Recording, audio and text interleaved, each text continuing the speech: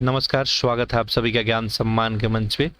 तो हम लोग आर ओ से रिलेटेड टेस्ट सीरीज देख रहे थे और इस क्रम में यदि बात करें तो यहाँ पे आपका ध्येय से टोटल टेस्ट कंप्लीट कर दिया गया है 10 टेस्ट।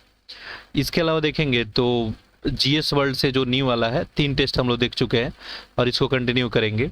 साथ ही साथ जो है आपको पीसीएस मंत्रा से हम लोग टोटल जो है आपका 7 टेस्ट देख चुके हैं। इसमें 5 टेस्ट बचा हुआ करेंगे। और मैं जैसे कि आप सभी को बताया था कि यदि बात करें किसी भी एग्जाम के लिए तो आपको PYQ जो है जरूर देख लेना चाहिए। तो PYQ यदि आप देख लेते हैं तो फिर आपको जो है एक एग्जाम के बारे में आपको फुल्ली आइडिया हो जाता है कि कहाँ कहाँ से पढ़ें और कितने लेवल पे जाके पढ़ें, कितने गहराई में प्रश्न बनाए जा रहे हैं। वैसे में एक सीरीज यहाँ पे हम आप सभी के लिए चला रहे हैं और कुछ लोग का डिमांड भी था। और वैसे में ये सही तरीका आपका सही अप्रोच हो सकता है कि आप सभी को पता है कि यदि सही अप्रोच रखा जाए और आप यदि मेहनत करते हैं, सही डायरेक्शन में यदि जाते हैं तो आप जरूर ही सफलता हासिल करते हैं। तो ऐसे में हम लोग PYQ का सीरीज देख रहे थे और इसमें अगर बात करें तो लेटेस्ट जो एग्जाम हुआ था अभी आर का, तो वो हम पेपर ऑलरेडी आप सभी के लिए अपलोड कर दिए हैं, चाहे हिंदी का सेक्शन हो या जीएस का हो। उसके अलावा एक और साल का पेपर यहाँ पे अपलोड कर दिया गया है। ये अभी लेटेस्ट जो हम देख रहे थे जो आपका 2017 प्रीलिम्स एग्जाम था जो 8 अप्रैल 2018 को हुआ था, उसका पेपर हम लोग देख रहे थे और उसमें हिंदी का पेपर कंप्लीट कर चुके हैं। और हम लोग अभी जीएस वाला पार्ट देख रहे थे, तो जीएस वाला एक पार्ट ऑलरेडी अपलोड हो चुका है और उसमें टोटल जो है 73 प्रश्न है। और इसमें जो है आपका हिस्ट्री हो गया, पॉलिटी हो गया, ज्योग्राफी हो गया, इकोनॉमी हो गया और साइंस, इसका प्रश्न हम लोग कवर कर लिए थे। तो आज जो रिमेनिंग पर्सन इसका बचा हुआ है वो हम लोग इसमें लेक्चर में देखने वाले हैं। तो जो लोग ये सब लेक्चर नहीं देखे हैं ये जाके देख लेंगे, प्लेलिस्ट में आर का सेक्शन है वहाँ पे जाके देख सकते हैं। बाकी आप रिवीजन करना चाहते हैं तो रिवीजन के लिए भी आप लोग प्लेलिस्ट में जाएंगे या लाइव सेक्शन में जाएंगे तो बहुत सारे सब्जेक्ट का रिवीजन कराया गया है, तो डायरेक्टली आप जाके रिवीजन कर सकते हैं। इसके अलावा आपका कोई फीडबैक कमेंट होगा तो आप लोग कमेंट बॉक्स में लिख सकते हैं। एक्चुअली में थोड़ा सा सॉफ्टवेयर और लैपटॉप से रिलेटेड इशू आ गया है, इसके कारण एक लेक्चर जो है पिछले दिन आपको नहीं मिल पाया। बाकी ये मैं दूसरे लैपटॉप से इसको रिकॉर्ड कर रहा हूँ, तो हो सकता है यदि कोई नॉइज वगैरह जाए तो इसे आप लोग इग्नोर करेंगे। बाकी हम कोशिश कर रहे हैं कि कोई नॉइज नहीं जाए और आप सभी के लिए कोई प्रॉब्लम नहीं क्रिएट हो। चलिए, तो हम लोग को यहीं से देखना था प्रश्न संख्या 74 से। तो जैसे मैं आप सभी को बताता हूं कि जो भी आप टाइम अपना यूटिलाइज कर रहे हैं इफेक्टिवली यूटिलाइज करें। और देखिए अभी आप प्रीवियस ईयर क्वेश्चन लगाएंगे तो आपको अंदाजा लगेगा कि आप अभी किस स्थिति में हैं, आपके कौन कौन पर्सन पे ज़्यादा काम करने की ज़रूरत है।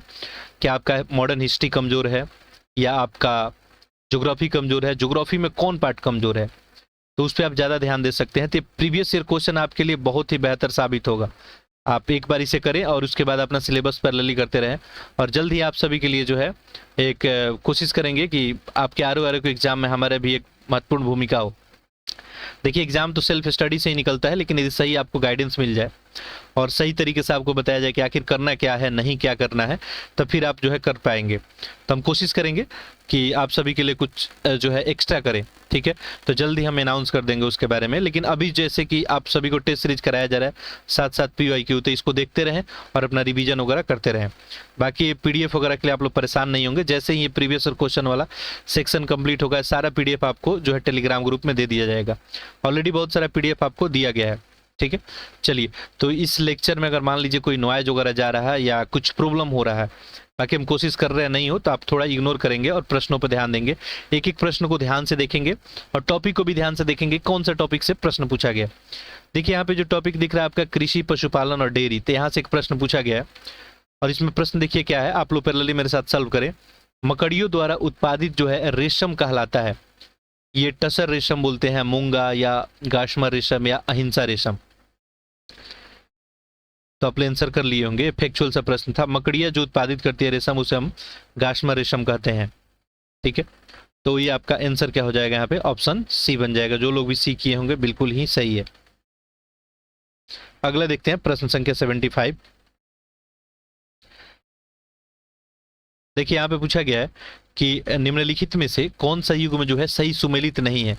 देखिए आपको प्रीवियस ईयर क्वेश्चन देखने से एक क्वेश्चन का फ्रेम भी पता चलता है, फ्रेम किस किस फ्रेम में क्वेश्चन बनाया गया है। तो देखिए एक सुमेलित करने में वाला प्रश्न पूछा जाता है, तो यहाँ पूछा गया कौन सुमेलित नहीं है। एक तरफ फसल है, एक तरफ प्रजाति है। सरसों, वरुणा, मटर, सपना, अलसी, सूर्या, मूंगफली, कौशल। बिल्कुल फैक्चुअल सा प्रश्न है ये, इसमें कोई कंसेप्ट नहीं है, ठीक है। ये इसकी प्रजाति है तो है, इसमें इसका नाम रख दिया गया है, तो उसमें कोई लॉजिक होता नहीं है, ठीक है। तो यहाँ पूछा गया था कौन सुमेलित नहीं, आप लोग आंसर कर लिए होंगे। देखिए यहाँ पे सरसों जो है इसका प्रजाति वरुणा है, ये बिल्कुल ही सही है। मटर इसका प्रजाति सपना है। ये अलसी सूर्या, ये आपका गलत हो गया। मूंगफली कौशल, देखिए ये जो सूर्या आपका प्रजाति है ये अलसी का नहीं, ये पपीता का है, ठीक है। तो ऐसे में गलत हो गया था। बाकी तो देखेंगे तो अलसी का बहुत सारा प्रजाति आपको देखने को मिलेगा, जैसे आपका गरिमा हो गया, श्वेता, शुभ्रा, शेखर, शारदा, गौरव, सीख, ये सब इसका प्रजाति है, ठीक है। चलिए अगला देखते हैं हम लोग, प्रश्न संख्या जो है 76।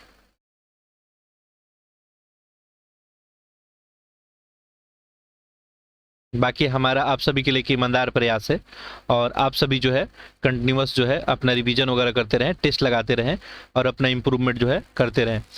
निम्नलिखित में से कौन सा कथन जो है सही नहीं है पूछा गया है।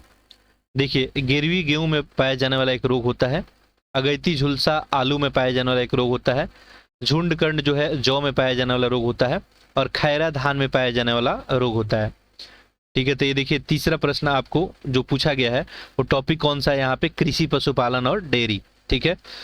तो चलिए आप लोग इसका आंसर कर लिए होंगे। सही आंसर यहाँ पे क्या हो जाएगा, ऑप्शन नंबर सी। चूंकि यहाँ पे गलत आपको बताना था, झुंडकंड जो है जौ में पाया जाने वाला रोग है, ठीक है। ये झुंडकंड जो होता है आपका, ये धान के फसल में ये रोग पाया जाता है, ना कि ये जौ में, तो इसलिए ये गलत हो गया था, ठीक। बाकी सब सही है यहाँ पे, तो ऑप्शन यहाँ पे सी बनेगा। तो ये हो गया आपका। अब नेक्स्ट टॉपिक हम लोग देखते हैं। तो अगला टॉपिक है आपका विज्ञान और प्रौद्योगिकी। अब देखिए यहाँ से भी कुछ प्रश्न बनाए जाते हैं आपके एग्जाम में, ठीक है। अब वैसे में देखते हैं हम लोग कि कैसे कैसे प्रश्न यहाँ पे बनाए गए हैं, और उसमें सबसे पहले 77 नंबर देखें। इसमें क्या पूछा गया कि कौन सा कथन सही नहीं है, लाइफ हाई के संबंध में बताना है कौन सा कथन सही नहीं है। देखिए पहला दिया है कि लाइफ हाई का विस्तृत रूप जो है लाइट फिटिलिटी। भारत में लाइफ हाई का फसल परीक्षण 29 जनवरी 2018 को सूचना और प्रसारण मंत्रालय ने किया। लाइफ हाई द्वारा 10 GB पर सेकंड डाटा को 1 किलोमीटर प्रति दिन भेजा सकता है। इसका क्रियान्वयन ऑप्टिकल फाइबर नेटवर्क द्वारा किया जाता है। तो इसमें आपको गलत कथन बताना है, ठीक है। देखिए ये बात जो है सही है कि 29 जनवरी 2018 वाला था, तो उस समय करंट अपडेटेड ये पूछा गया था थोड़ा प्रश्न, ठीक है। जो साइंस एंड टेक से प्रश्न बनाए जाएंगे वो थोड़ा करंट अपडेट ही होगा, और जनरली टेक से प्रश्न ऐसे ही बनाए जाते हैं जो करंट अपडेटेड होता है। तो एक आध प्रश्न ऐसे देखने को आपके एग्जाम में मिलते हैं। बाकी पहला भी सही है, लाइट जो है फर्टिलिटी, इसका विस्तृत रूप हो गया। लाइफ हाई के द्वारा जो है आपका यहाँ पे 10 GB पर सेकेंड डाटा को 1 किलोमीटर प्रति दिन भेजा जा सकता है, भी सही है। यहाँ पे दिया है कि इसका क्रियान्वयन ऑप्टिकल फाइबर नेटवर्क द्वारा किया जाता है, ठीक है। तो ये जो है स्टेटमेंट आपका ठीक ठाक नहीं है, तो ऐसे में जो है आपका यहाँ पे विकल्प जो है कौन सा बन जाएगा, डी ही बनेगा, ठीक है। तो इसका आंसर क्या कर लेंगे, डी।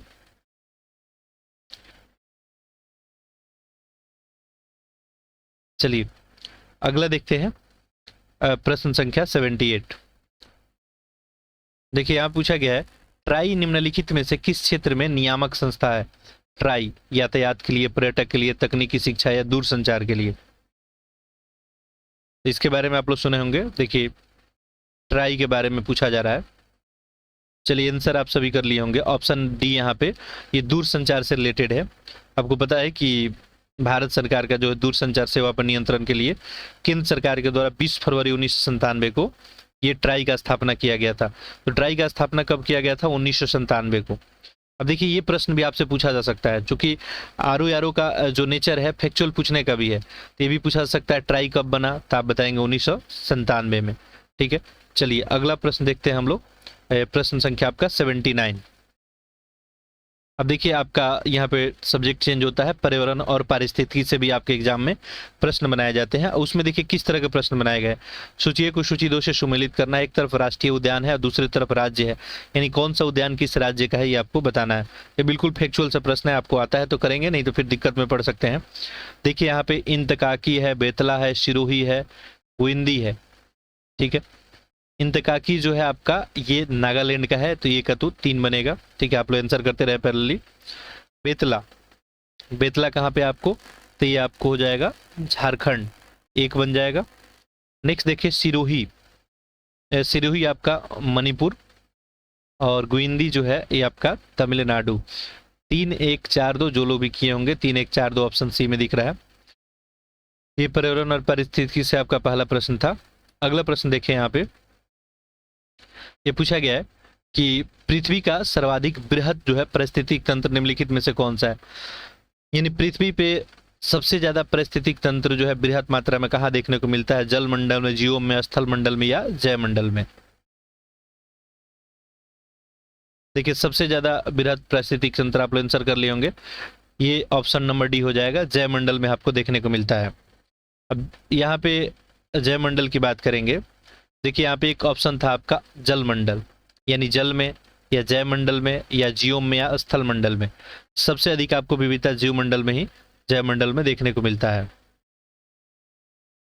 यानी सिंपल सी कहानी ये है कि चाहे जंतु हो या वनस्पति हो, ठीक है, ज्यादातर जहाँ रहने का संभावना है, ठीक है, और आपको पता है कि पृथ्वी की सतह के चारों ओर जो है जो एक आवरण होता है उसे हम जीव मंडल ही बताते हैं, ठीक है, हम लोग जीव मंडल बोलते हैं। जैसे पृथ्वी हो गई आपका, इसके चारों ओर एक जो आवरण परिस्थिति बन रही है इसे हम जीव मंडल बोलते हैं, और इसके अंतर्गत जंतु वनस्पति वगैरह सब यहाँ पे आते हैं, ठीक। जीव मंडल में आपका जैविक संगठक, अजैविक और ऊर्जा संगठक सारे जो है आते हैं, ठीक है। तो यहाँ पे सर्वाधिक बृहद पारिस्थितिक तंत्र पूछा गया था, तो आपका ऑप्शन डी ही बनेगा। अब देखते हैं प्रश्न संख्या 81 क्या पूछा गया है। अब देखिए ये एक अच्छा प्रश्न पूछा गया आपको, पारिस्थितिक तंत्र के संदर्भ में निम्नलिखित कथनों विचार कीजिए। 2 कथन दिया गया, कौन सा इसमें सही है ये आपको बताना है। पहला दिया है कि स्वपोषी स्तर पे उत्पादन को प्राथमिक उत्पादक कहा जाता है। द्वितीयक उत्पादकता का संदर्भ परपोषी स्तर पे होता है। अब ये बहुत ही आसान सा प्रश्न है, एनसीईआरटी से डायरेक्टली आपको उठा के पूछ लिया गया है। तो देखिए यहाँ पे क्या पूछा गया कि स्वपोषी, आप जानते हैं कि स्वपोषी और परपोषी, ठीक है, तो स्वपोषी को हम लोग प्राथमिक उत्पादक कहते हैं, ठीक है, आप लोग आंसर कर लिए होंगे, ये बात बिल्कुल सही है। और जो द्वितीयक उत्पादक होते हैं उनको परपोषी के अंतर्गत हम लोग लेते हैं, ठीक है। अब आपको कमेंट में बताना है कि मानव जो है स्वपोषी है परपोषी है, ठीक है। ऑलरेडी ये क्वेश्चन हम एक्सप्लेन किए हैं पहले टेस्ट सीरीज में, ठीक है। मानव क्या अपना भोजन स्वयं बनाता है या दूसरे पर निर्भर रहता है, ठीक है। तो बहुत आसान सा बात है, ऑप्शन यहाँ पे क्या हो जाएगा आपका सी बन जाएगा, ठीक है। अगला देखते हैं आपका प्रश्न संख्या 82। तो देखिए ऐसे में आप पर्यावरण और पारिस्थितिकी को इग्नोर नहीं कर सकते हैं। देखिए यहाँ पे कितना सारा प्रश्न पूछा गया। एक पारिस्थितिक तंत्र में ऊर्जा की मात्रा एक पोषण स्तर से अन्य स्तर में स्थानांतरण के पश्चात क्या होता है, बढ़ता है या घटता है, ठीक है, स्थिर रहता है या बढ़ सकता है, घट सकता है, ऐसा कुछ ऑप्शन होगा यहाँ पे, ठीक है। तो आपसे पूछा गया कि पारिस्थितिक तंत्र में ऊर्जा की मात्रा एक पोषण स्तर से अन्य पोषण स्तर में जाएगा तो क्या ये बढ़ेगा, घटेगा, ठीक है, या मान लीजिए कि स्थिर रह जाएगा, कांस्टेंट रहेगा। चलिए आप लोग आंसर कर लिए होंगे, सही आंसर क्या हो जाएगा यहाँ पे, ऑप्शन बी घटेगा। पारिस्थितिक तंत्र में जो आपका ऊर्जा का स्थानांतरण होता है वो एक दिशा में होता है, यूनिडायरेक्शनल होता है आपका, और इसमें देखिएगा तो ऊर्जा का ह्रास ही होता है, ठीक है, ये बात आप लोग याद रखेंगे। और इसके लिए जो है रेमेंड जो है लिंडमैन के द्वारा 10% का नियम भी दिया गया था कि एक पोषण स्तर से दूसरे पोषण स्तर में ऊर्जा का स्थानांतरण में 10% जो है ऊर्जा संचित हो पाता है, मात्र 10%। तो इसका मतलब क्या हुआ, हानि तो होता है। तो ये जो है रेमंड लिंडमैन के द्वारा बताया गया था कि 10% हानि होता है, ये बात भी थोड़ा ध्यान में रखिएगा। चलिए आगे देखते हैं हम लोग प्रश्न संख्या 83।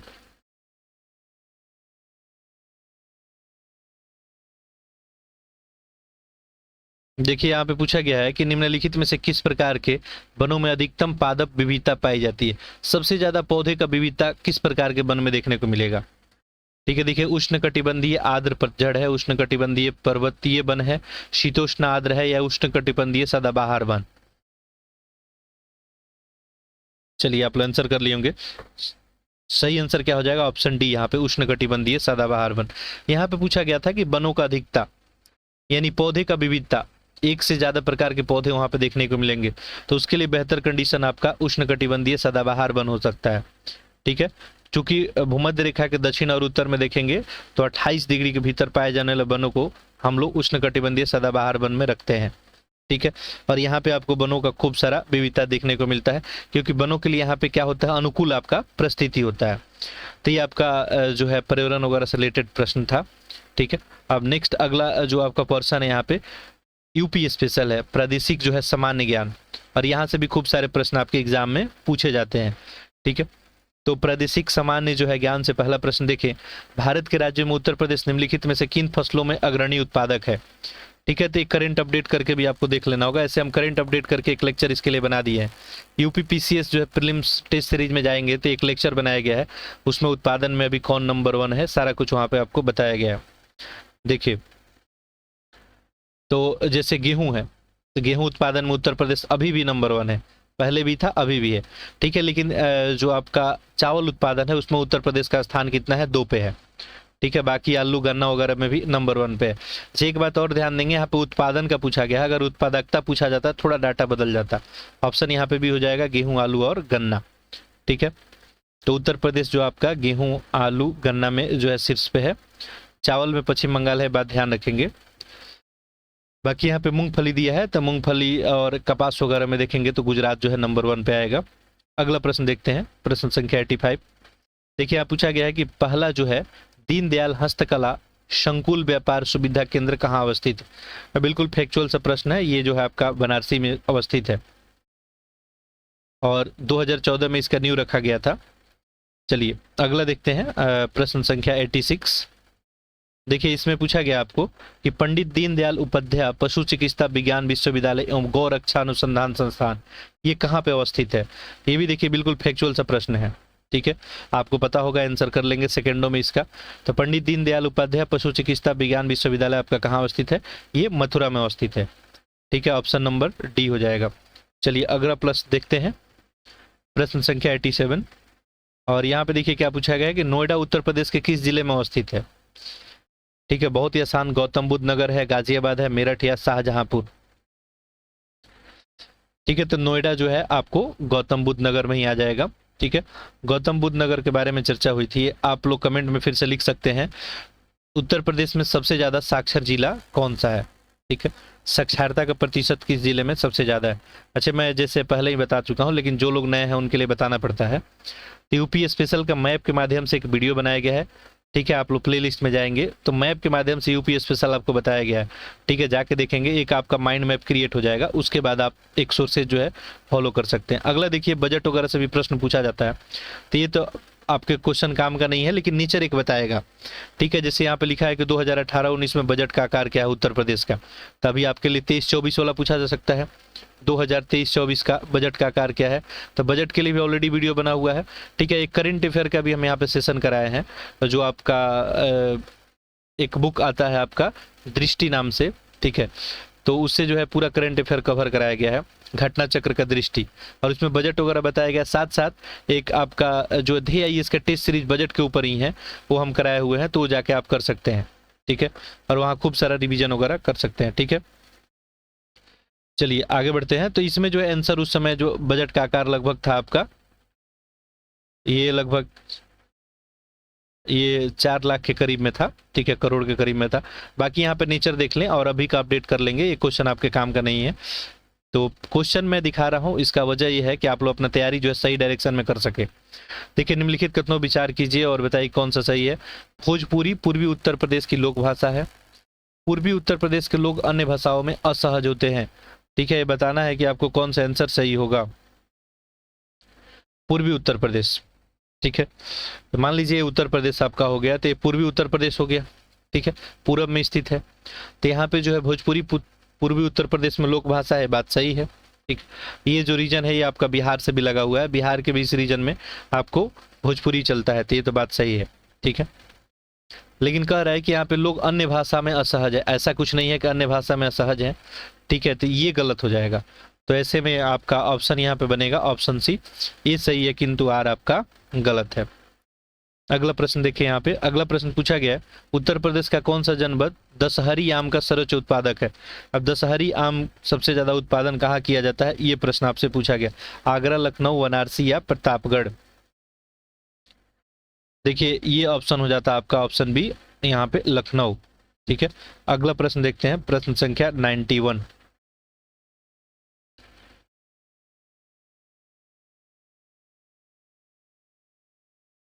देखिए यहाँ पे क्या पूछा गया, उत्तर प्रदेश में निम्नलिखित में से कौन सा शहर निर्यात विकास केंद्र नहीं है, यानी जहां निर्यात विकास केंद्र नहीं है उसके बारे में पूछा गया है। आगरा, इलाहाबाद, खुर्जी, मेरठ है। देखिए आप लोग को आंसर तो यहाँ पे दिख ही गया होगा। ठीक है, यहाँ पे ऑप्शन यहाँ पे आपका बीज बन जाएगा इलाहाबाद। बाकी देखेंगे तो निर्यात आगरा हो गया, हाँ, उसके बाद आपका देखेंगे आता खुर्जा हो गया। ठीक है, मेरठ सब जो है यहाँ पे केंद्र। आगरा में देखेंगे तो सिल्क कारपोरेट है आपका, हस्तशिल्प सामान हो गया, संगमरमर उत्पाद, ये सब वहाँ से जो है निर्यात किया जाता है। उसके अलावा देखेंगे खुर्जा में तो वहाँ से जो है आपका सेरामिक जो है, टाइल्स हो गया, ये सब निर्यात किया जाता है। मेरठ में देखेंगे तो टेक्सटाइल हो गया, खेल का सामान वहाँ से निर्यात किया जाता है। तो इलाहाबाद में कुछ ऐसा नहीं है। ठीक है, चलिए 92 देखते हैं। यहाँ पूछा गया उत्तर प्रदेश के लोकायुक्त की पद धारण अवधि कितनी होती है। ठीक है, तो यहाँ पे 5 है, 6 है, 7 है और 8 वर्ष है। ठीक है, ऐसे तो ऑप्शन यहाँ पे डी हो जाएगा आपका 8 वर्ष। ठीक है, उत्तर प्रदेश का लोकायुक्त जो है पहले देखिए 6 वर्ष था, लेकिन संशोधन करके 8 वर्ष कर दिया गया है। ठीक है, इनका कार्यकाल, तो ये ध्यान रखेंगे। अगला जो है आपका 93 प्रश्न देखें। यहाँ पूछा गया आपको कि देखिए ऑप्शन वैसा ही होगा कि ए आर सही है, आर ए का एक्सप्लेनेशन करता है, लेकिन ये ऑप्शन चेंज हो सकता है ऑप्शन नंबर ए डी में हो, इस बात का थोड़ा ध्यान रखेंगे। कन्नौज इत्र का शहर है, कन्नौज शहर के सभी निवासी यहाँ इत्र का उद्योग है, सभी निवासियों के यहाँ इत्र का उद्योग है, और ये बताना है कि कौन सा आपको सही है। देखिए आप सभी को पता होगा, आप लोग आंसर कर लिए होंगे। कन्नौज को इत्र का शहर बोला जाता है, बात सही है, लेकिन यहाँ पे सभी निवासी वर्ड यूज किया है। क्या कन्नौज के सभी निवासी इत्र व्यापार में, इत्र उद्योग में लगे हुए हैं? ऐसा बात तो इसमें सही नहीं है। ठीक है, यहाँ पे जो है इत्र के अलावा देखेंगे तंबाकू वगैरह भी व्यापार यहाँ पे किया जाता है। दूसरा गलत हो जाएगा, पहला सही होगा। यहाँ पे यदि सभी वर्ड यूज नहीं होता, ठीक है, तब ये ऑप्शन को हम लोग सही मान सकते थे कि कन्नौज शहर के निवासी जो है इत्र उद्योग में लगे हुए हैं, तब आप सही मान सकते थे। ठीक है, लेकिन ऐसे में इसको सही नहीं माना जाएगा, और ऐसे में ए सही हो जाएगा और आर गलत। तो ऐसे तो ऑप्शन आपका सी में ही दिख रहा है। अगला प्रश्न देखें 94। इसमें देखिए क्या पूछा गया है। उत्तर प्रदेश में सिंगल विंडो जो है क्लियरिस विभाग के निम्नलिखित उद्देश्य पर विचार कीजिए और नीचे दिए गए कोड का जो है प्रयोग करके सही उत्तर बताइए। पूछा है औद्योगिक अपशिष्ट प्रबंधन, औद्योगिक अनुमोदन। केवल एक सही है, 2 है, दोनों है, ना तो एक ना ही 2। देखिए उत्तर प्रदेश यहाँ पे क्या पूछा गया है, सिंगल विंडो क्लियरेंस विभाग। तो इसमें देखेंगे तो आपका औद्योगिक अनुमोदन, ये बात सही हो जाएगा। ऑप्शन यहाँ पे केवल 2 सही होगा। ठीक है, एक सही नहीं होगा यहाँ पे, औद्योगिक अपशिष्ट प्रबंधन वाली बात इसमें नहीं है। आगे देखते हैं प्रश्न संख्या 95। देखिए क्या पूछा गया, प्रसिद्ध ठुमरी गायिका गिरिजा देवी का जन्म किस शहर में हुआ था। तो ऐसे ऐसे प्रश्न पूछे जाते हैं। ठीक है, यहाँ पे देखेंगे तो अब ये प्रश्न जो है क्यों बनाया गया है 2018 में, चूंकि ये गिरिजा देवी इनका जो है निधन हुआ था। ठीक है, 2017 में इनका निधन हुआ था, और ऐसे में ये प्रश्न बनाया गया था। तो जो चर्चित व्यक्तित्व हैं जो उत्तर प्रदेश से जुड़े हुए हैं, जिनका निधन वगैरह हुआ है, काफ़ी चर्चा में है, तो उनसे रिलेटेड आप लोग फैक्ट तैयार रखेंगे, आपसे प्रश्न जो है बनाया जा सकता है। ठीक है, तो यहाँ पे ऑप्शन डी हो जाएगा, ये बनारसी से रिलेटेड थी। ठीक है, अगला देखिए, अगला प्रश्न है यहाँ पे, उत्तर प्रदेश के सबसे पूर्वी शहर निम्नलिखित में से कौन है। अभी तो मैप का सवाल है, मैप का वीडियो आप लोग जाके देखेंगे। ठीक है, फिर आपको मैप पे कोई प्रॉब्लम नहीं आएगा।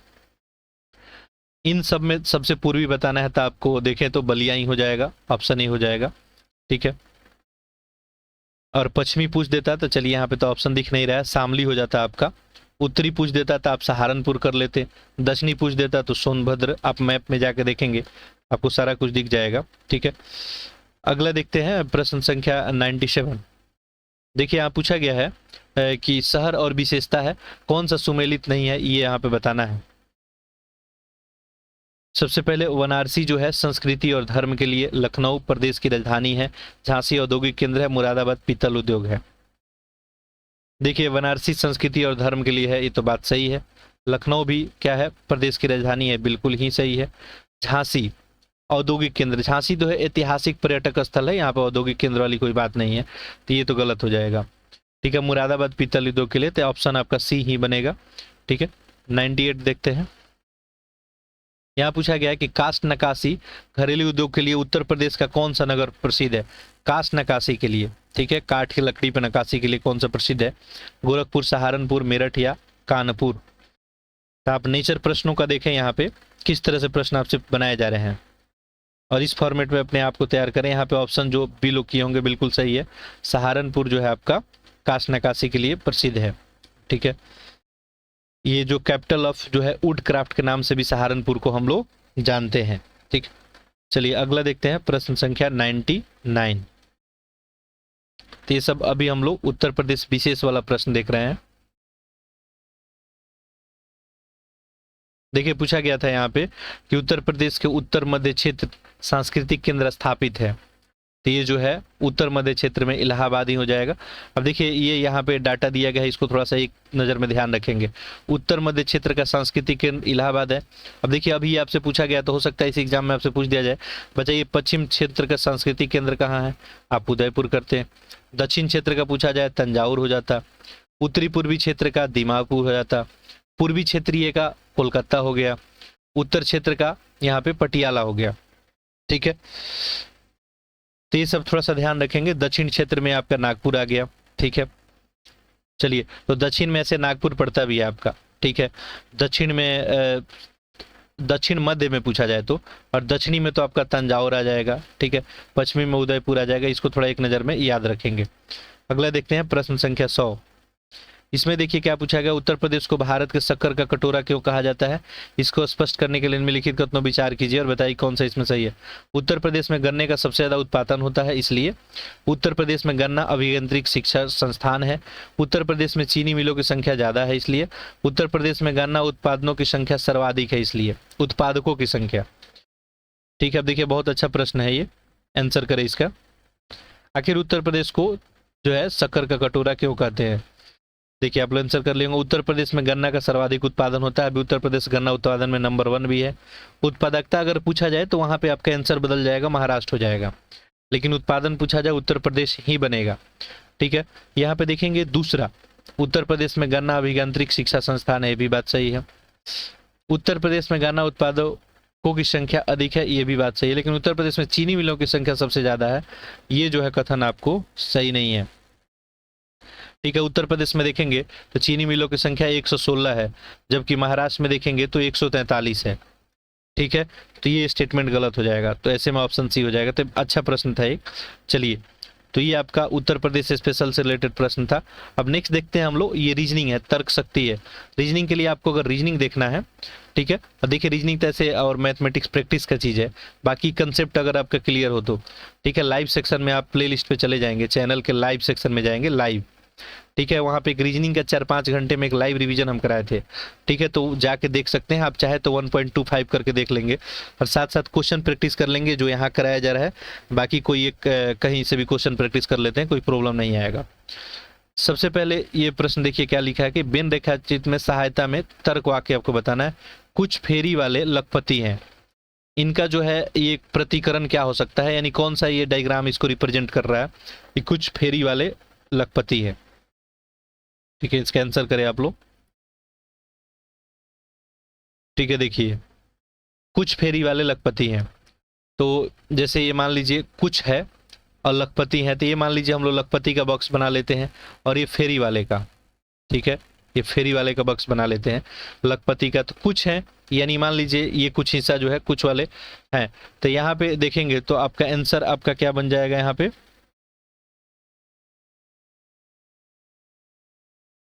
ठीक है, यहाँ पे कुछ दिया गया है, कुछ फेरी वाले लखपति हैं। ठीक है, तो देखिए ए तो बनेगा नहीं, डी भी नहीं बनेगा।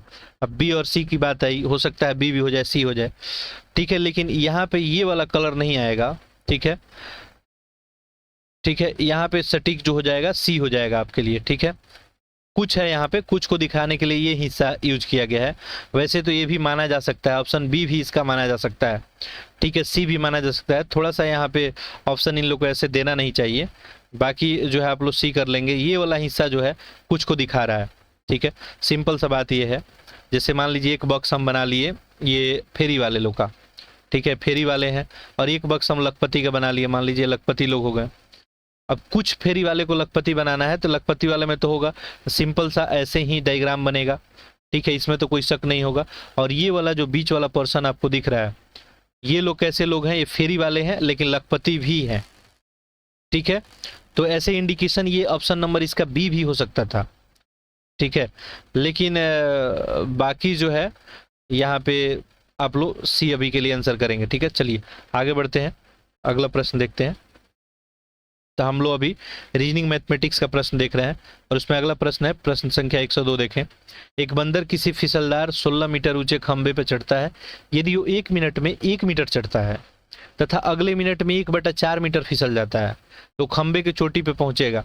देखिए एक प्रश्न तो ये हम लोग सॉल्व करते हैं, एक प्रश्न आपके लिए और हम देंगे यहाँ पे, आप लोग सॉल्व करेंगे। देखिए सिंपल सा कहानी ये है कि मान लीजिए एक कोई फिसलदार जो है, कोई भी खंबा है, खंबा ही मान लेते हैं, मान लीजिए खंबा है, कोई फिसलदार खंबा है, इस पर एक बंदर जो है चढ़ने का प्रयत्न करता है यहाँ पे। तो बंदर मान लीजिए अभी यहाँ पे है और इसमें बताया जा रहा है कि ये जो खंबा है इसका हाइट कितना है, 16 मीटर है। ये पूरे खंबा का हाइट जो है, ये बॉटम टू टॉप जो है आपका 16 मीटर हो गया। चलिए नेक्स्ट है, वो बता रहा है कि 1 मिनट में 1 मीटर चढ़ता है लेकिन अगले मिनट में 1/4 मीटर फिसल जाता है। मान लीजिए चूंकि फिसलन वाला है, ये फ्रिक्शनलेस सरफेस है, बंदर मान लीजिए कि 1 मिनट में यहाँ पे आ गया, ठीक है। 1 मिनट में वो 1 मीटर चढ़ गया, 1 मीटर यहाँ पे हो गया। लेकिन अगले मिनट में चूंकि यहाँ पे ये ग्रिप नहीं बना पा रहा है, फ्रिक्शनलेस है, तो ये जो है अगले मिनट में आपका आ जा रहा है यहाँ पे, चूंकि कुछ फिसल जा रहा है। कितना फिसल जा रहा है, 0.25 मीटर, ठीक है। तो ओवरऑल देखिए तो इसका 2 मिनट का गेन क्या है, 1 मीटर आपको क्या करता है, चढ़ता है और 0.25 मीटर फिसलता है। यानी ओवरऑल हम लोग ये लिख सकते हैं कि 2 मिनट का बंदर का आउटपुट क्या निकलेगा आपको, तो 2 मिनट में 1 मीटर तो चढ़ रहा है, ठीक है, और 0.25 मीटर क्या हो रहा है, फिसल जा रहा है। चूंकि 1/4 मीटर दिया है तो इसको आप 0.25 लिख सकते हैं। तो माइनस करेंगे तो यहाँ पे क्या बन जाएगा, 0.75 मीटर। यानी कहने का मतलब है कि बंदर 2 मिनट में कितना चढ़ रहा है, 0.75 मीटर, ठीक है। लेकिन यहाँ पे एक लॉजिक है, ठीक है। अब 0.75 मीटर ये क्या कर रहा है, चढ़ रहा है, और 0.7 मीटर चढ़ने में इसको कितना टाइम लग रहा है, 2 मिनट लग रहा है, ठीक है। इतना तक क्लियर होगा सभी को। तब मेरे को बताइए 15 मीटर तक इसको चढ़ा देते हैं। अब 16 मीटर आप सोच रहे होंगे 16 मीटर क्यों नहीं, हम 15 मीटर ही करते हैं काउंट। उसके पीछे रीजन अभी बताते हैं हम आपको।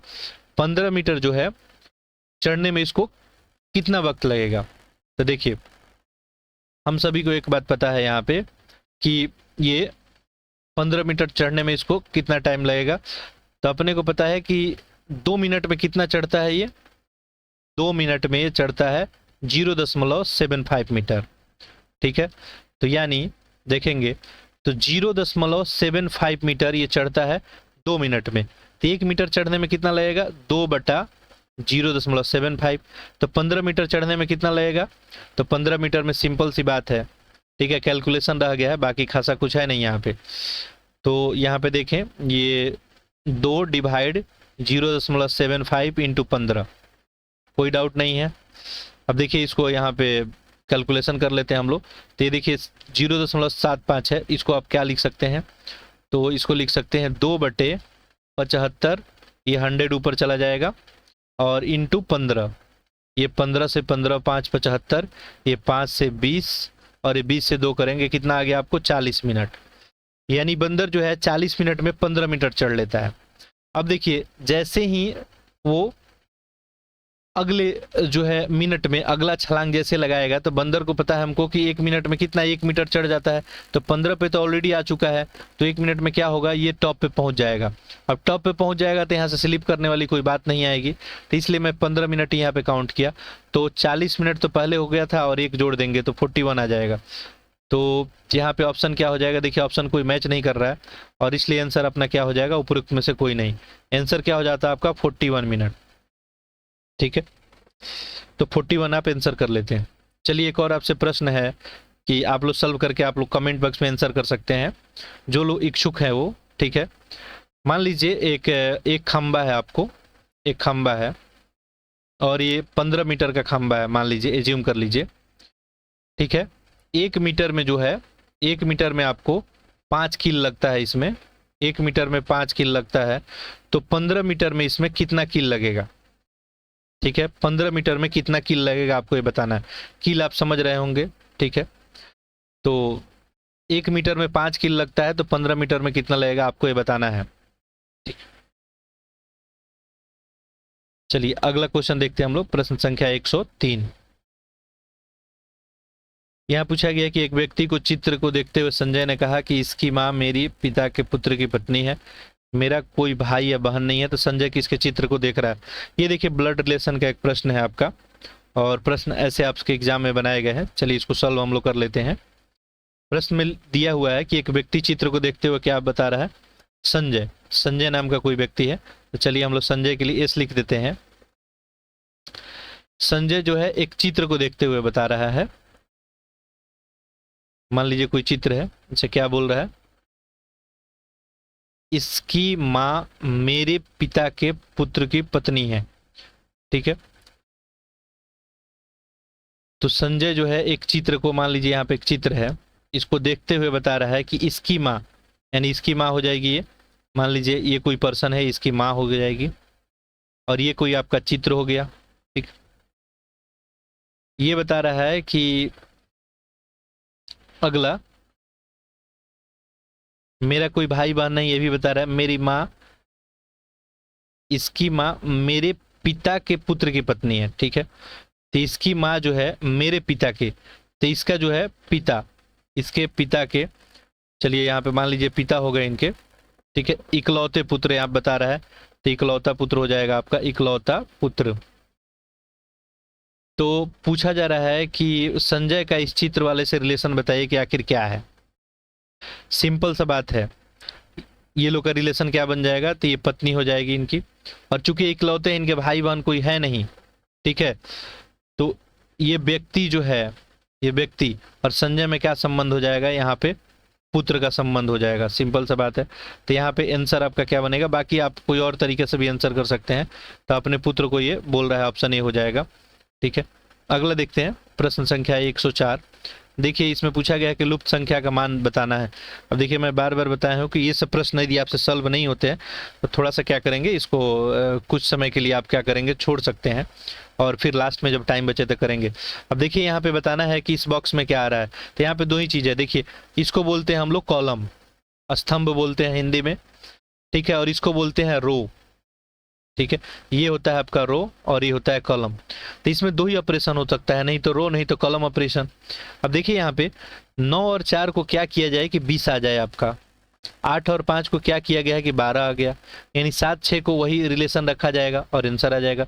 तो सबसे पहले हम लोग को तो ये ढूंढना होगा कि 9 और 4 के साथ क्या किया गया है। ठीक है, देखिए तो यहाँ पे हम लोग कर सकते हैं। देखिए 9 और 4 है, अच्छा 9 और 4 को 9 4 13 हो जाएगा, 9 का स्क्वायर 81, 4 का स्क्वायर 16। ठीक, ये माइनस प्लस करने पे भी नहीं आएगा। देखिए यहाँ पे हम लोग क्या करते हैं, यहाँ पे आपका कॉलम ऑपरेशन लगाते हैं। ठीक है, कॉलम में चेक करते हैं कि आखिर 9 8 के साथ क्या किया जाए कि 7 आ जाए। 9 8 17 होता है, माइनस 10 करें 7 आ रहा है। ठीक है, 4 5 9। ठीक है, ऐसा कुछ लॉजिक बन नहीं रहा है। 6 मिनट काम करते हैं हम लोग। यहाँ पे 9 और 8 को ऐड कीजिए, डिवाइड कीजिए किससे, 2 से। 9 8 कितना होता है आपका, ये 9 और यहाँ पे 8। चलिए तो ये 9 8 से भी नहीं बन पा रहा है। ठीक है, चलिए दूसरा लॉजिक लगाते हैं। यहाँ पे ये क्या करते हैं, ये पहला और आखिरी वाले को ऐड करते हैं, 9 + 7। ठीक है, और 9 7 16, और इसे 2 से डिवाइड कीजिए तो ये 8 आ गया। ठीक है, चलिए ये तो लॉजिक फिट बैठ रहा है कि पहला और आखिरी वाला को ऐड करें, बीच वाला बन रहा है। अब क्या ऐसा हो रहा है? ठीक है, 4 और 6 को ऐड कीजिए, 4 में 6 ऐड कीजिए, 2 से डिवाइड कीजिए, 10/2 5 आ रहा है। हाँ बिल्कुल आ रहा है। तो बिल्कुल यही लॉजिक यहाँ पे काम करेगा अपना। तो अपने को क्या करना पड़ेगा, यहाँ पे आपको 20 में कुछ ऐड करना होगा, हमको पता नहीं। मान लीजिए 1 से ऐड करेंगे, 2 से डिवाइड करेंगे तो क्या आना चाहिए, 12। तो 20 + x = क्या हो गया, 24। तो x = क्या हो जाएगा, 24 - 20 यानी 4। आंसर क्या बन जाएगा, ऑप्शन बी यहाँ पे आपका 4 बन जाएगा। ठीक है, चलिए अगला प्रश्न देखते हैं, प्रश्न संख्या 105। ठीक, 104 हो गया। ये मैथ रीजनिंग का प्रश्न है, थोड़ा सा वक्त तो लगेगा, लेकिन मेरा है कि देखिए जो भी सॉल्व करेंगे मैं बिल्कुल अच्छे तरीके से, ताकि सारा लोग समझ पाए। ठीक है, थोड़ा वक्त लगे कोई दिक्कत नहीं है। ये देखिए एक डायरेक्शन का प्रश्न है, तो राम 1 किलोमीटर पूरब चल के 5 किलोमीटर दक्षिण में चलता है, फिर वो 2 किलोमीटर पूरब दिशा में चलता है, अंत में 9 किलोमीटर उत्तर में चलता है, अपने बिंदु से कितना दूरी पे है। बार बार मैं बताया हूँ, बहुत सारा प्रश्न हम लोग हल किया अभी तक, सारे टेस्ट पेपर में एटलीस्ट एक तो प्रश्न होता ही है। ठीक है, तो ऐसे प्रश्न के लिए मैं बताता हूँ कि हमेशा क्या करें आप, पहले सबसे पहले डायरेक्शन ले ले। ठीक है, तो डायरेक्शन लिख ले, जैसे ये ईस्ट हो गया यानी पूरब हो गया, ये वेस्ट हो गया पश्चिम, ये आपका उत्तर हो गया यानी नॉर्थ। ठीक है, और ये आपका दक्षिण हो गया। ठीक है, साउथ। अब हम लोग सबसे पहले जिम करें कि मान लीजिए कि ये पोजीशन है उसका। ठीक है, तो पहला दिया है कि राम जो है 1 किलोमीटर पूरब दिशा में चलता है, तो यहाँ से 1 किलोमीटर पूरब चलाइए, मान लीजिए यहाँ पे आ गया होगा 1 किलोमीटर पूरब। ठीक, चल के 5 किलोमीटर दक्षिण में चलता है। अब यहाँ से दक्षिण कौन सा होगा, नीचे ही होगा, सिंपल सी बात है। चलिए दक्षिण में चला देते हैं, मान लीजिए यहाँ पे पहुंच गया इस पॉइंट पे, ये 5 किलोमीटर हो गया। फिर उसके बाद नेक्स्ट स्टेटमेंट में क्या दे रहा है आपका, वहां से फिर 2 किलोमीटर पूरब चलता है। अब यहाँ से फिर पूरब चलना है, तो पूरब यही डायरेक्शन होगा, 2 किलोमीटर पूरब चला दिए। चलिए ठीक है, अंत में वो 9 किलोमीटर क्या बताया था यहाँ पे, उत्तर दिशा में चलता है। तो देखिए उत्तर दिशा कौन हो, ऊपर हो गया। ठीक है, तो 9 किलोमीटर, तो देखिए 5 तो यहाँ तक आएगा, और 9 के लिए थोड़ा सा और ऊपर जाना होगा 4 किलोमीटर, यानी ओवरऑल अगर देखेंगे तो ये 9 किलोमीटर डिस्टेंस हो गया, और यहाँ पे पहुंच गया। चूंकि आप सभी को पता है कि यहाँ से लेके यहाँ तक ये वाला, ठीक है, ये वाला जो है आपका, ये कितना है, 5 है, तो ये जो है 4 होगा, कोई डाउट नहीं है। अब देखिए यहाँ पूछा गया है कि वो अपने बिंदु से कितनी दूरी पे है। देखिए इनिशियल में वो था कहाँ पे, तो इनिशियल में यहाँ पे था, फाइनल क्या है, ये है, यानी ये वाला डिस्टेंस आपसे पूछा जा रहा है। अब बना सकते हैं, कोई दिक्कत नहीं है। क्या आपको ये पता है, देखिए यहाँ पे एक राइट एंगल ट्रेंगल बनता दिख रहा है, बिल्कुल दिख रहा है। बेस पता है, बिल्कुल पता है अपने को, एक ये है और 2 ये है, यानी इसका मतलब ये कितना हो जाएगा, नीचे वाला आपका 3 किलोमीटर। ये वाला अपने को पता ही है कि 4 है, ये यहाँ से यहाँ तक। ठीक है, देखिए ये वाला मैं बता रहा हूँ, ये वाला जो है ब्लू कलर से आपको दिख रहा है 4 किलोमीटर है। तो आपको यही तो पूछा गया, आप बता सकते हैं राइट एंगल ट्रेंगल में यहाँ पे बेस है आपका, परपेंडिकुलर दिया, हाइपोटेनियस निकालना है, यानी यहाँ पे आधार दिया गया है।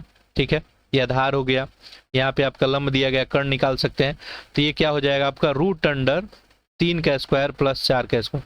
3 का स्क्वायर 9 होता है, 4 का स्क्वायर 16 होता है, दोनों को ऐड करेंगे 25 आएगा, 25 का रूट कितना आ जाएगा, 5, यानी 5 किलोमीटर है। ठीक है, अब डायरेक्शन आपसे पूछा जाए तो बताइए कौन सा डायरेक्शन हो जाएगा, तो north east, 5 kilometre north east, यानी 5 किलोमीटर आपका उत्तर पूरब हो जाएगा। चलिए आंसर देखते हैं। तो चलिए यहाँ पे केवल बस डिस्टेंस बता देना था, तो ऑप्शन डी हो जाएगा। ऐसे ही उत्तर पूरब भी लिख देता तो आप लोग आंसर कर लेते हैं। चलिए अगला प्रश्न देखते हैं हम लोग। अगला पूछा गया है कि निम्नलिखित अनुक्रम में लुप्त संख्या इसमें बताना है कि कौन सा होगा, बता सकते हैं आप लोग। 6, 24, 60, 120, 210। तो आपको देखना होगा इसमें आखिर क्या ऐसा किया गया है। देखिए यहाँ पे 6 है, फिर आपका 24 है, फिर 60 है, फिर 120 और 210। नेक्स्ट पूछा गया है क्या आएगा। देखिए तो 6 से 24 में आपको देखना होगा आखिर क्या किया गया है कि ये 24 आया आपका। 6 यहाँ पे दिख रहा है, तो ये 2 का जो है क्यू लिख सकते हैं इसको हम लोग, और -2 कर दे तो आ जाएगा क्या, 6। हाँ बिल्कुल आ जाएगा। 2 का क्यूब 8 होता है, 8 - 2 6। अब ये 3 का क्यूब करते हैं और -3 करते हैं, 3 का क्यूब 27 होगा, 27 - 3 आ जाएगा 24 आ गया। वैसे ही आप करें 4 का क्यूब, 4 का क्यूब करें और -4 करें, तो 4 का क्यूब 64 होता है, 64 - 4 60, ये आ गया। यानी सिंपल सी बात है, क्यूब और उतना ही आपको माइनस कर देना है। ये देखिएगा तो 5 का क्यूब कीजिए इसको, 5 का क्यूब -5, 5 का क्यूब आपको पता है 125 होता है, माइनस कर देंगे 120 आ जाएगा। ये 6 का क्यूब, 6 का क्यूब -6, 6 का क्यूब यहाँ पे 216, 216 - 6 आपका 210। वैसे ही देखें तो 7 का क्यूब करना है आपका, 7 का क्यूब -7, 7 का क्यूब होता कितना है आपका, ये 7 7 49 और 7 63, तो ये होता है आपका 343। ठीक है, 343 में से 7 माइनस करेंगे कितना आ जाएगा, 13 में से 7 गया आपका 6, और ये हो गया 3, 336। 336 क्या हो जाएगा आपका आंसर बन जाएगा। देखिए यहाँ पे आंसर दिख भी रहा है ऑप्शन नंबर बी में। चलिए अगला प्रश्न देखते हैं हम लोग। अगला प्रश्न देखिए पूछा गया है यहाँ पे, ये थोड़ा सा रीजनिंग का प्रश्न है और इसमें ध्यान देंगे। पूछा गया है आपको कि यदि कुछ संत शहीद थे, सत्य है तो तर्क वाक्य कुछ शहीद असंत नहीं थे कि सत्य अथवा असत्य होने के बारे में क्या अनुमान किया जा सकता है। ठीक है, थोड़ा सा लॉजिक प्रश्न है। यहाँ पे देखिए क्या बोला गया, कुछ संत शहीद थे। तो जैसे मान लीजिए हम लोग इस संत का बक्स ले लेते हैं और इस शहीदों का बक्स, तो कुछ संत शहीद थे यानी ये वाला पर्सन, ठीक, ये संत हो गया मान लीजिए और ये लोग शहीद हो गए। ठीक है, तो चलिए ये वाला जो बीच वाला पीला वाला हिस्सा दिख रहा है, ये लोग जो है कुछ संत शहीद थे, ये सत्य है। चलिए सत्य है मान लेते हैं। तो तर्क वाक्य क्या होता है, कुछ शहीद असंत नहीं थे। ठीक है, कुछ शहीद जो है ये शहीद है, असंत नहीं थे। तो ये तो हो ही जाएगा, ये तो सही कथन हो जाएगा। ऑप्शन क्या हो जाएगा आपका, बी बन जाएगा यहाँ पे। ठीक, अगला देखते हैं। किसी कूट भाषा में सिस्टर और कार को लिखा जाता है, तो बताइए। अब देखिए ये क्वेश्चन तो बहुत ही आसान है, सिस्टर का भी कोड दिया है, कार का भी दिया है, तो आपको बताना है किसका कोड यहाँ पे 65523 का कोड बताना है। चलिए इसको सॉल्व कर लेते हैं। देखिए इस प्रश्न में आपको दिया क्या गया है, सबसे पहले सिस्टर का कोड दिया गया। सिस्टर, सिस्टर को क्या लिखा जा रहा है 21 और क्या था यहाँ पे 21235 2123 212345। ठीक है, 45 लिख दिए। चलिए और नेक्स्ट है कार का कोड दिया गया है, तो यहाँ पे लिख देते हैं कार, और कार का कोड दिया था आपका 765। आपको बताना है ये 65543 का कोड यही वाला है। आप बिल्कुल इजीली बता सकते हैं, यहाँ से आप क्लियरली देखिए 6 के लिए क्या इस्तेमाल किया गया है, यहाँ पे ए इस्तेमाल किया गया है, तो आप 6 के बदले क्या लिख देंगे ए। ठीक है, 5 के लिए क्या लिखा गया है, आर लिखा गया है, तो चलिए 5 के लिए हम लोग आर लिख देंगे, इस 5 के लिए भी आर लिख देंगे, कोई डाउट नहीं। 4 के लिए क्या लिखा गया है कोड, 4 के लिए ई लिखा गया है, 4 के लिए ई लिख देंगे। 2 के लिए एस यहाँ पे दिया गया है, एस। 3 के लिए यहाँ पे टी, तो टी, तो आपका आंसर क्या हो गया अरेस्ट। ठीक है, तो जहां 2 दे देता है बिल्कुल उसी में आंसर छिपा होता है आपका, तो आंसर नंबर यहाँ पे ए बन जाएगा। चलिए अगला प्रश्न देखते हैं। प्रश्न संख्या यहाँ पे आपका 109। देखिए यहाँ पे पूछा गया है कि देखिए दिया गया है एक चित्र यहाँ पे नीचे दिख रहा है आपको, ए बी, ये ए बी वाला पर्सन दिख रहा है, A B equal to B C, B C equal to C D, और C D equal to D E, equal to E F. E F तो ये वाला हो जाएगा। ठीक है, ये गलत थोड़ा सा लिख दिया गया, मेंशन यहाँ पे गलत कर दिया गया क्वेश्चन में। ठीक है, ई एफ नहीं होगा, यहाँ पे ए एफ होगा। ठीक है, यहाँ पे करेक्ट कर लेंगे, ये ए एफ लिखना चाहिए यहाँ पे। ठीक है, ए एफ और equal to F G, equal to F G, यानी कहने का तात्पर्य ये है कि ये वाला जो डिस्टेंस दिख रहा है आपको, ठीक है, इसको कलर चेंज करते हैं, ये वाला जो डिस्टेंस दिख रहा है, ठीक है, ये वाला रेड ही है, चलिए, और ये वाला सारा क्या है आपस में बराबर है, ये भी बराबर है। ठीक है, तब कितना वर्ग बनेगा। ठीक है, सिंपल सा बात है। चलिए काउंट कर लेते हैं हम लोग, तो यहाँ पे देखिए क्लियरली आपको दिख रहा है ये वाला एक वर्ग बन रहा है, ये वाला हिस्सा। ठीक है, वैसे ये भी दिख रहा है दूसरा, ये तीसरा, ये चौथा, वैसे ये 5वां, 6वां, 7वां और 8वां दिख गया। चलिए तो 8 वर्ग हो गया सिंगल सिंगल वाला। अब देखिए हम लोग अगला क्या करेंगे, 2 का मिला के देखिए, क्या बताइए ये वर्ग बन रहा है। ठीक है, बिल्कुल नहीं बन रहा है। क्या इसमें लंबाई चौड़ाई आपको सेम दिख रहा है। वर्ग जो है स्क्वायर कौन होता है, जिसका लंबाई चौड़ाई सेम हो, तो ये तो नहीं बन रहा है। चलिए दूसरा हम लोग देखते हैं, क्या ये बन रहा है, बिल्कुल भी नहीं बन रहा है। ठीक है, थोड़ा सा वेट करेंगे, देखिए बिल्कुल ही नहीं बन रहा है। अच्छा, यहाँ पे अपने आप को क्लियरली दिख रहा है ये एक वर्ग बन रहा है, हाँ बन रहा है, तो 9वां हो गया। एक और यहाँ पे बन रहा है, 10वां हो गया। ठीक है, अच्छा उसके अलावा देखें, अब 2 फिगर को मिला के तो नहीं बन रहा है, यहाँ पे 4 मिला दें, इसको और इसको मिला दें, ये बक्स एक बन जा रहा है, तो +1 ऐड कर दें, ये भी एक बक्स बन रहा है, +1 ऐड कर दें, तो 8 1 9 1 10 1 11 12 तो हो गया वर्ग। ठीक है, 12 हो गया है। नेक्स्ट यहाँ पे ध्यान देंगे, तो आपका जो है 12 अपना हो गया था, ये वाला हम लोग काउंट किए थे, ये जो है लेके आपका 13 वर्ग हो गया।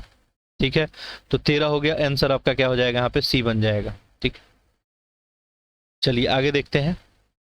अगला प्रश्न है आपका, एक जो है स्कूल की घंटी 8 बार बजने में 14 सेकंड लेती है, तो इसे 4 बार बजने में कितना समय लगेगा।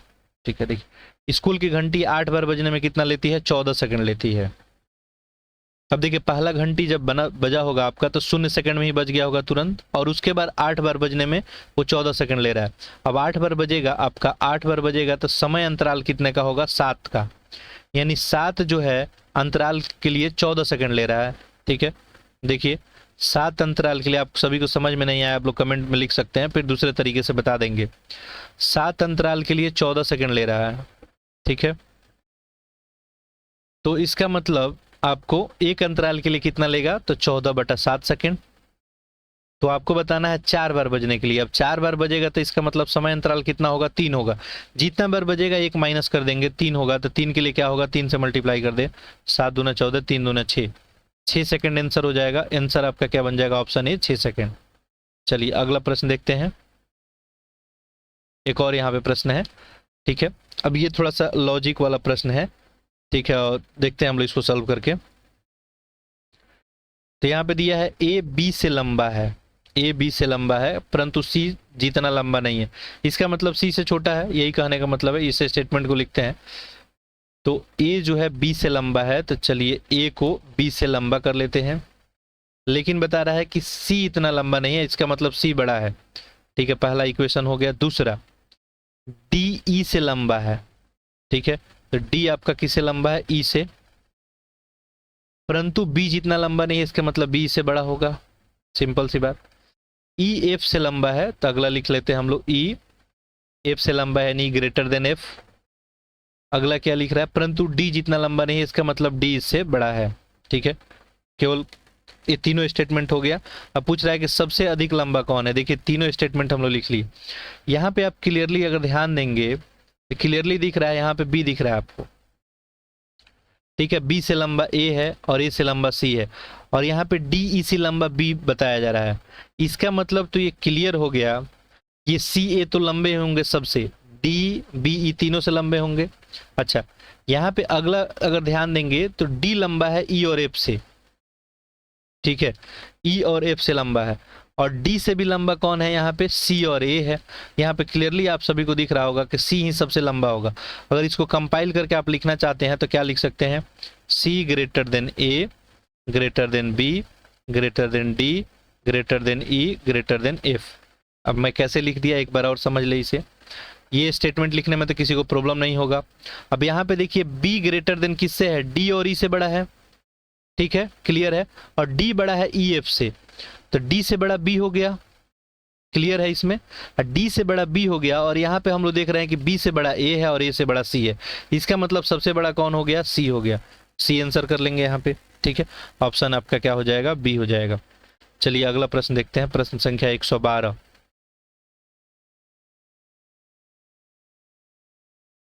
देखिए यहाँ पे क्या पूछा गया आपसे कि निम्नलिखित अनुक्रम का अगला अक्षर क्या होगा बताना है। सबसे पहले यहाँ पे बी है आपका, फिर डी, जी, के और पी है। नेक्स्ट क्या होगा ये बताना है। तो आपको ढूंढना होगा कि आखिर बी के बाद डी कैसे आया है। ठीक है, इसका तरीका भी मैं ऑलरेडी आप सभी को बता चुका हूँ। ठीक है, बी से डी देखेंगे आप तो +2 करने पे आएगा बी सी डी। ठीक है, डी से जी अगर देखें तो यहाँ पे देखिए +3 करने पे आएगा, डी ई एफ जी होता है। जी से के करेंगे तो +4 करने पे आ रहा है, के से पी करेंगे तो +5 करने पे आ रहा है। इसका मतलब अब +6 यहाँ पे कर दीजिए, आपका आंसर बन जाएगा। तो +6 जो है करने पे पी के बाद +6 क्या आ जाएगा। ठीक है, तो पी के बाद आपका Q R S T U भी, भी आपका आ जाएगा 6 नंबर पे। तो आपका आंसर क्या बन जाएगा, ऑप्शन सी भी। ठीक है, चलिए आगे बढ़ते हैं। अगला एक और प्रश्न है यहाँ पे, ये ब्लड रिलेशन का प्रश्न है आपका। देखिए क्या दिया है, ए बी का भाई है, सी ए का पिता है, डी ई का भाई है, ई बी की पुत्री है, तो डी का चाचा है। तब डी का चाचा कौन है? चलिए सबसे पहले देखते हैं। तो प्रश्न में दिया है इसको, तो ट्री डायग्राम आपको बनाना ही पड़ेगा। दिया है कि ए जो है बी का भाई है, तो यहाँ पे हम लोग बी लिख देते हैं, अब बी का भाई है ये, ठीक है। तो यहाँ पे चलिए भाई लिख दिए, ए बी का भाई हो गया। अगला स्टेटमेंट देखिए, सी ए का पिता है, ठीक है। तो सी ए का पिता है, तो ए का पिता किसको दिया है? सी का। तो चलिए यहाँ पे सी लिख दिए और यहाँ पे लिख देते हैं हम लोग पिता। अगला यहाँ पे लाइन दिया है डी ई का भाई है, ठीक है। तो डी जो है आपका ई का भाई दिया है, तो चलिए यहाँ पे ई लिख देते हैं और डी ई का यहाँ पे भाई हो गया, ठीक। नेक्स्ट देखिए क्या दिया है यहाँ पे, और ई बी की पुत्री है। ई किसकी पुत्री है? बी की पुत्री है, तो यानी बी की पुत्री ई हो जाएगी, तो इसकी पुत्री हो गई, ये पुत्री हो गई, ठीक है। अब चलिए यहाँ पे पूछा था कि डी, तब डी का चाचा है, डी का चाचा यानी इसका चाचा कौन होगा? सिंपल सा बात देखिए, ये लोग जो है डी और ई भाई हैं, ठीक है। मतलब यानी ई का भाई डी है और इसका पिता हो गए ये, ठीक है, पिता हो गए और ये पिता के भाई हो गए, तो यही तो चाचा होंगे, सिंपल सा बात है। तो यहाँ पे क्या हो जाएगा आंसर आपका? ए हो जाएगा। ए जो है आपका डी का चाचा हो जाएगा, ठीक है। अगला प्रश्न देखते हैं, प्रश्न संख्या 114। यहाँ पे दिया गया है कि बताइए फिल इन द ब्लैंक्स पे क्या आएगा। तो सबसे पहले आपको देखना होगा कि आखिर एडीजी, जीजेएम और एमपीएसआरसी लिखा कैसे गया है। तो हमको सबसे पहले ढूंढना होगा इनमें रिलेशनशिप। तो देखिए ए और डी और जी दिया है। अच्छा यहाँ पे ध्यान देंगे तो ए के बाद +3 करेंगे तो डी आ जाएगा, ठीक है। ए के बाद बी, सी और डी तीसरे नंबर पे आ रहा है। डी के बाद 3 करें, डी ई एफ, ठीक है। डी के बाद ई एफ और जी, यानी भी तीसरे पे आ रहा है। इसका मतलब +3 करने पे ये सीक्वेंस लिखा गया। क्या अगला भी ऐसा है? चेक कर लेते हैं। अगला है आपका जी जे एम, ये हो गया जी जे एम। यहाँ पे ध्यान दे, जी के बाद जो है जी एच आई जे, यानी +3 करने पे आ रहा है। और एच के बाद एम देखें तो भी +3 करने पे आ रहा है, यानी ये लॉजिक अपने को फिट बैठ रहा है कि +3 करने पे आ रहा है। एमपीएस भी वैसा ही दिख रहा है। तो ऑप्शन में देखें यहाँ पे आपका ये ऑप्शन नंबर सी दिख रहा है, एस भी वाई। एस में +3 करेंगे भी आ जाएगा, भी में +3 करेंगे वाई आ जाएगा। चलिए, तो ये आपका रीजनिंग वगैरह का मैथ का प्रश्न था, थोड़ा सा वक्त तो इसमें लगता ही है। एक और प्रश्न है आपका यहाँ पे, तीसरे चित्र में एक्स का वैल्यू यहाँ पे बताना है, यानी एक्स के जगह पे क्या आएगा। सिंपल सा लॉजिक है, ये 5 3 4 का कौन सा ऑपरेशन किया गया है कि 18 आया है, ठीक है, ये पूछा जा रहा है। तो देखिए यहाँ पे देखेंगे 5 का स्क्वायर करते हैं तो 5 का स्क्वायर कितना आता है? 25, ठीक है। और 3 का स्क्वायर करते हैं तो क्या आता है आपका? 9। 25 9 कितना हो जाएगा आपका? 9 5 14 34। और 4 का अगर स्क्वायर करते हैं तो 4 का स्क्वायर 16। अब देखिए 34 - 16 कीजिए, कितना आ रहा है आपका? 14 में से 6 गया 8 और ये 18 आ गया। अब देखते हैं ये लॉजिक इसमें फिट बैठता है क्या। 7 का स्क्वायर करे कितना हो जाएगा? 49। 5 का स्क्वायर करे 25 माइनस 3 का स्क्वायर करें, 3 का स्क्वायर 9, देखते हैं आता है कि नहीं। 9 5 14 और 4 2 6 1 7 -9, 14 में से 9 गया, कितना हो गया आपका? 5 और ये हो गया 6, यानी 65 आ गया। सिंपल यही काम करेंगे, 9 का स्क्वायर कीजिए 81 और 6 का स्क्वायर 36 और माइनस क्या करना होगा? 3 का स्क्वायर 9, बस यही कैलकुलेशन कीजिए, आंसर आ गया। 6 1 7 हो गया, 8 3 11 हो गया, माइनस ये आपका 3, 117 - 3 कितना हो गया? ये 6 1 7 8 3 11, हाँ सही है। 3 का स्क्वायर तो 9 होगा ना यहाँ पे, 9, तो 17 - 9 8, 108 आ जाएगा। ऑप्शन आपका डी बन जाएगा। चलिए अब देखिए करंट अफेयर का प्रश्न तो हमको हल नहीं करना है, हम लोग को देखना है बस कि आखिर किस तरह के प्रश्न जो है बनाए गए हैं। तो इस फॉर्मेट में हमने आपको आप रेडी रखेंगे। ऐसे देख लेते हैं हम लोग प्रश्न है क्या क्या। भारत को वर्ष 2017-18 में जो है अधिकतम कच्चा तेल की आपूर्ति करने वाला निम्नलिखित में से कौन सा देश था? ठीक है, सबसे ज्यादा कच्चा तेल भारत को कौन भेजा था? तो इराक था उस समय के लिए, ठीक है। अगला देखते हैं। तो देखिए ऐसा ऐसा प्रश्न पूछा गया है, किस वस्तु का 2017 में भारत में निर्यात सर्वाधिक रहा? देखिए भारत सबसे ज्यादा निर्यात किस वस्तु का किया है? कृषि का, अभियांत्रिक वस्तु का है, वस्त्र का, रसायन का। ये 2017 का पूछा है, तो ये तो पूछा नहीं जाएगा आपसे, 2023 में पूछा जा सकता है। देखिए भारत का निर्यात और आयात, ये सारा कुछ हम डिटेल में बताए हुए हैं, ठीक है। घटना चक्र के मैगजीन से हम सारा कुछ डिटेल आपको बताए हुए हैं कि किस चीज़ का सबसे ज़्यादा भारत आयात किया है, टॉप 3 आयात वाला बताए हैं। उस समय के लिए ऑप्शन बी हो जाएगा, ठीक है। अगला प्रश्न देखिए, India state of forest report 2017 के अनुसार देश में कुल भौगोलिक क्षेत्रफल का कितना प्रतिशत वन आच्छादित है। वन रिपोर्ट के लिए एक वीडियो बना हुआ है, जाके आप देख सकते हैं। देखिए जो भी मोस्ट इंपॉर्टेंट हाईलाइटेड टॉपिक है, बहुत सारा का वीडियो यहाँ पे अपलोड कर दिया गया है। तो अभी फॉरेस्ट रिपोर्ट तो आपका लेटेस्ट जो है 2021 वाला है आपके पास, ठीक है। 2023 का रिपोर्ट कोई आया नहीं है, तो 2021 का रिपोर्ट है, वो रिपोर्ट आप लोग रेडी कर लेंगे, ठीक है। और उससे देखिए यहाँ पे सिंपल सा साधारण सा प्रश्न पूछा था, तो उस समय 21.54 था, ठीक है। चलिए आगे देखते हैं। प्रश्न संख्या 119। देखिए पूछा गया है यहाँ पे कि राज्य के बाह्य क्रेडिट में 2017 तक निम्नलिखित में से कौन सा अव्यय मुख्य रहा है बाह्य क्रेडिट में। तो यहाँ पे देखेंगे तो ये वाणिज्य ऋण रहा था, ठीक है। अगला देखिए, अगला प्रश्न देखेंगे यहाँ पे, अच्छा प्रश्न पूछा गया, भारत के संदर्भ में कौन सा कथन सही है। तो ये बजट से रिलेटेड एक प्रश्न पूछा गया। चलिए जूम इन कर लेते हैं, ऑप्शन दिख ही जाएगा, बाकी नेचर देख लें। ऐसा प्रश्न जो है इस फॉर्मेट में आपसे पूछा जा सकता है। 17-18, चूंकि 18 में एग्जाम हुआ था ये, राजकोषीय घाटा बढ़कर जीडीपी का इतना हो गया, राजकोषीय घाटा जीडीपी का इतना लक्षित किया गया है, राजकोषीय घाटा जीडीपी का इतना अनुमानित किया गया है। तो इस तरह के फॉर्मेट में अपने आप को रेडी रख लेंगे आप लोग, ठीक है। चलिए तो यहाँ पे उस समय के लिए आंसर जो है सी यहाँ पे सही था।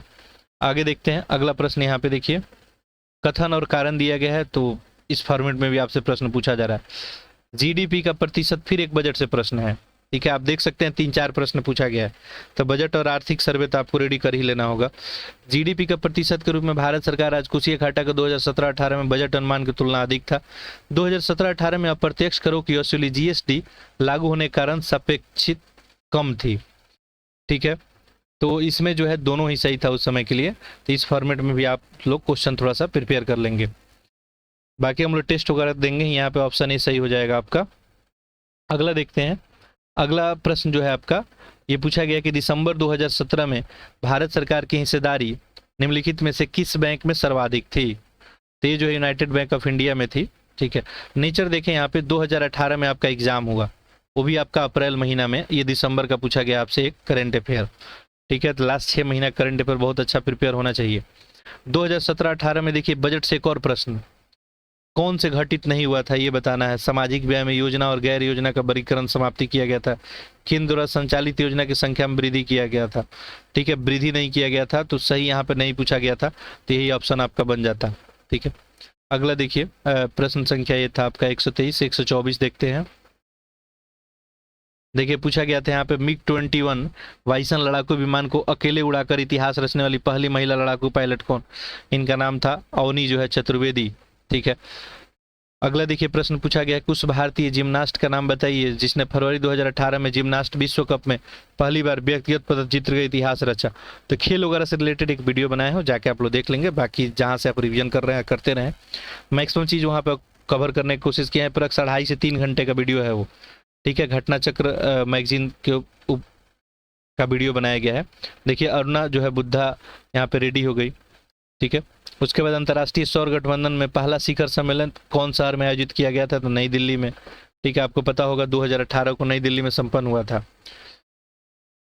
अगला है कि सुल्तान जो है अजलान शाह कप, ये 2018 कौन जीता था, तो ऑस्ट्रेलिया जीता था। तो इस तरह का भी कुछ कुछ प्रश्न बनाया जाता है, ठीक है। और खेल जो है बहुत एक बड़ा सेक्टर है, खेल से देखिए कितना सारा क्वेश्चन भी पूछा गया है। कौन सा देश 24वें शीतकालीन ओलंपिक 2022 का मेजबानी करेगा, ठीक है। तो 22 वाला जो है ये चीन था। तो अभी के लिए जो है आप लोग सब लेटेस्ट वाला इसी फॉर्मेट में रेडी कर लेंगे। अगला देखिए प्रश्न पूछा गया है, 21वां फीफा विश्व कप 2018 किस देश में संपादित होगा। अभी तो फीफा विश्व कप हाल ही में आपका आयोजन आयोजन इसका, जी डिटेल इसके बारे में हम लोग चर्चा की है। देखिए खेल से आपके खूब सारे प्रश्न यहाँ पे बनाए गए हैं।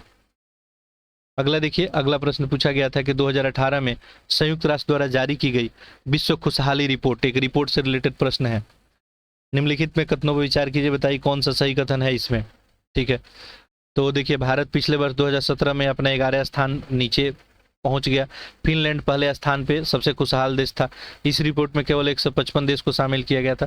थोड़ा इस फॉर्मेट में यदि प्रिपेयर करेंगे और इस फॉर्मेट में ही हम घटना चक्र मैगजीन आपको एक्सप्लेन किए हैं, ठीक है। तो यहाँ पे 2 स्टेटमेंट सही था, ठीक है। बाकी अगला देखिए, पर्यावरण दिवस 2018 का विषय क्या था? प्लास्टिक प्रदूषण को समाप्त करे। थीम वगैरह भी एक आध को प्रश्न पूछा जाता है।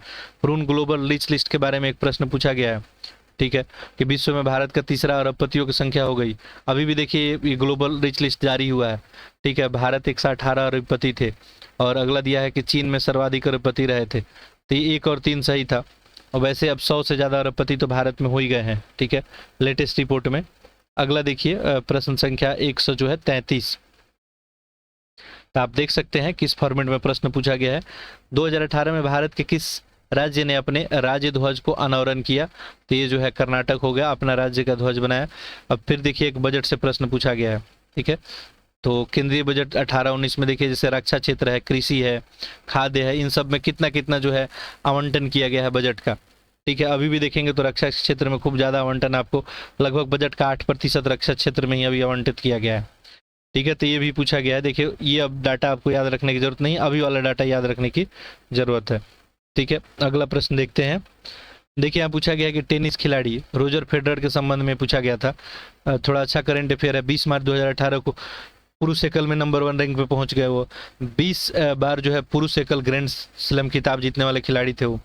2018 में उन्होंने 7 बार पुरुष एकल जो है विंबलडन जीती। तो देखिए इस फॉर्मेट में आपको प्रिपेयर करना होगा।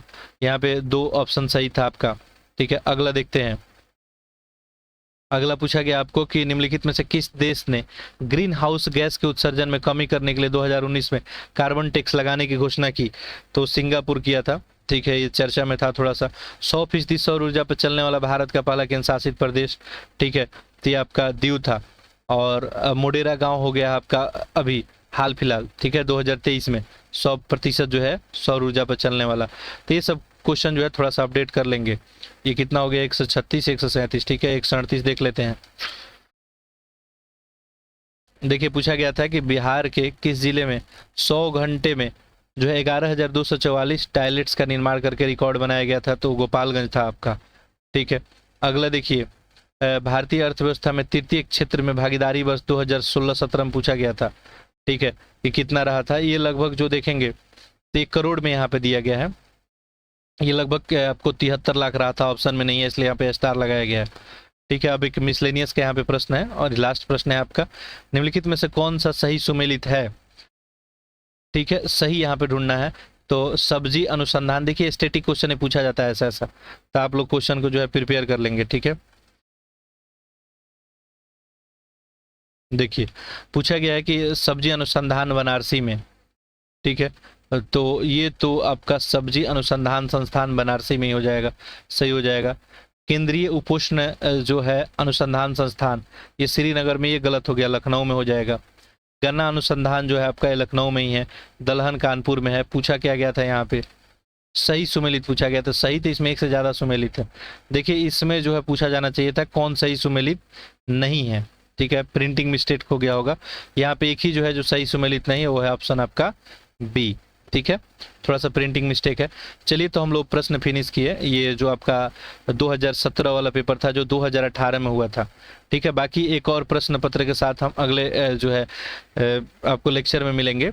बाकी लेक्चर को आप लोग अधिक से अधिक शेयर कर दें। आपका कोई फीडबैक कमेंट है तो जरूर करेंगे, ठीक है। थोड़ा सा डिले हो गया और लेक्चर प्रीवियसली अपलोड नहीं हो पाया, वजह है कि थोड़ा लैपटॉप और सॉफ्टवेयर से रिलेटेड इशू है। बाकी मैं दूसरे लैपटॉप में भी रिकॉर्ड कर रहा हूँ। देखिए लेक्चर कैसा रिकॉर्ड हुआ है। हम तो कोशिश किए हैं कि ठीक ठाक जो है मतलब नॉइज वगैरह नहीं जाए, ठीक है। चलिए तो फिर अगले लेक्चर में मिलते हैं। तब तक के लिए आप सभी को बहुत बहुत धन्यवाद।